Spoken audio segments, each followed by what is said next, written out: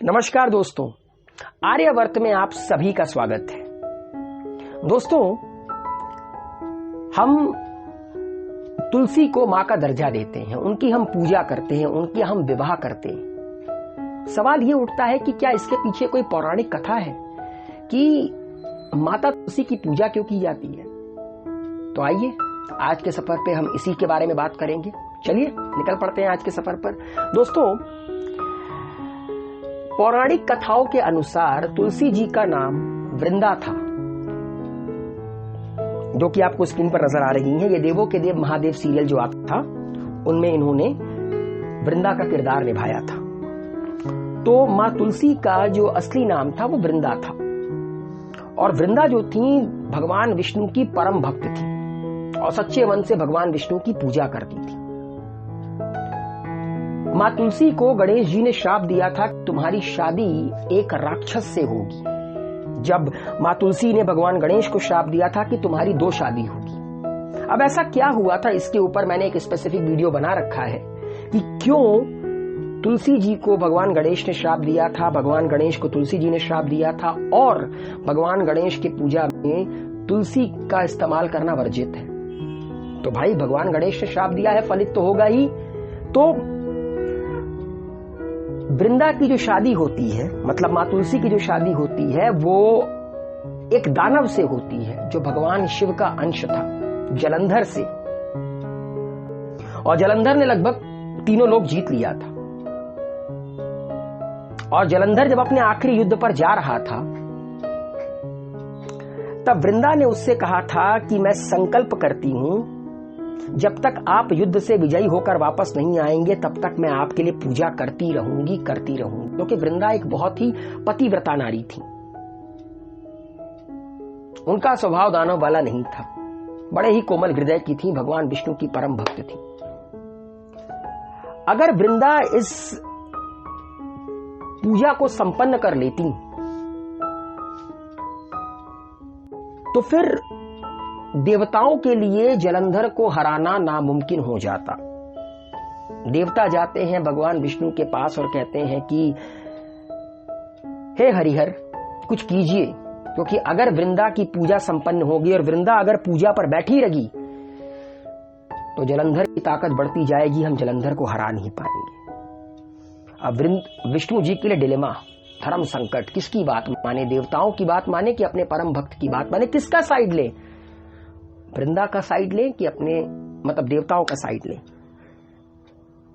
लेकिन भगवान भी सृष्टि के नियम से बने हैं, जो गलत है वो गलत है, जो गलत है वो गलत है।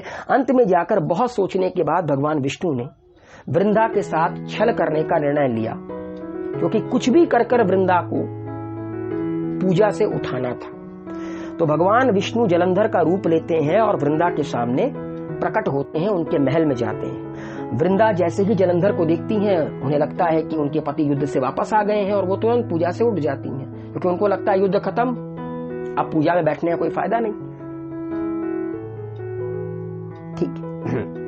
तो जैसे ही वो पूजा से उठती हैं, उनका संकल्प टूट जाता है। लेकिन वृंदा कुछ देर के बाद भगवान विष्णु को पहचान जाती है, पतिव्रता थी, पहचान जाती है, चाहे कोई कितना भी रूप बदल कर आए, और बहुत क्रोधित होती हैं। उन्हें इस बात का भरोसा नहीं था कि जिनकी वो परम भक्त है वही उनके साथ छल करेंगे। विश्वास टूटा था और उन्होंने भगवान विष्णु को पत्थर बन जाने का श्राप दिया, और श्राप का प्रभाव तुरंत हुआ, भगवान विष्णु पत्थर बन गए। जगत पालक, जगत को चलाने वाले पत्थर बन गए। अब जगत चलेगा कैसे? अब भाई, जब देवताओं को बात पता चली, हाहाकार मच गया, माता लक्ष्मी का रो रो कर बुरा हाल हो गया। वो सारे के सारे देवी देवता मां लक्ष्मी वृंदा के पास जाते हैं और वो उनसे कहते हैं कि भगवान विष्णु को श्राप से मुक्त करो, क्योंकि वो जगत पालक है, उनके बिना ये जगत नहीं चल सकता। खूब मिन्नतें की गई। वृंदा का क्रोध शांत होता है। वृंदा परम भक्त थी भगवान विष्णु की, और वो उनको शाप से मुक्त कर देती हैं, मगर सती हो जाती हैं, क्योंकि जलंधर की मृत्यु हो जाती है। और श्राप से मुक्त होकर भगवान विष्णु फिर से अपने अवतार में आ जाते हैं। बुरा तो लगता है भगवान विष्णु की कि उनकी परम भक्त थी, उनसे उन्होंने छल किया। वृंदा जहां पर सती हुई थी, उनकी राख से एक पौधा निकला। तब भगवान विष्णु ने उस पौधे का नाम तुलसी रखा और कहा कि मेरा एक रूप इस पत्थर के रूप में रहेगा, जिसे शालिग्राम के नाम से तुलसी जी के साथ पूजा जाएगा। ये शालिग्राम का पत्थर आप लोगों को स्क्रीन पर नजर आ रहा होगा, काले कलर का। और मैं बिना तुलसी जी के भोग के कोई भी चीज स्वीकार नहीं करूंगा। इसीलिए भगवान विष्णु की पूजा में तुलसी का महत्व बहुत ज्यादा है और तभी से लोग भगवान विष्णु के कहे अनुसार तुलसी जी की पूजा करते हैं। तुलसी जी का विवाह किया जाता है शालिग्राम जी के साथ, कार्तिक मास में ये होता है। और देव उठनी एकादशी को तुलसी विवाह के रूप में मनाया जाता है। तो इस तरह से तुलसी जी हमारे लिए पूजनीय हुई और तुलसी जी का विवाह हम लोग क्यों करते हैं, ये भी आप लोगों को जानने को मिल गया। उम्मीद है ये सफर आप लोगों को पसंद आया होगा। वीडियो को ज्यादा से ज्यादा शेयर कीजिए, आर्यवर्त को सब्सक्राइब कीजिए, करवाइए, अपना प्यार देते रहिए। आज के लिए इतना काफी। अगली बार आप लोगों से फिर मिलूंगा एक बड़े ही नए इंटरेस्टिंग टॉपिक के साथ। गुड लक, धन्यवाद।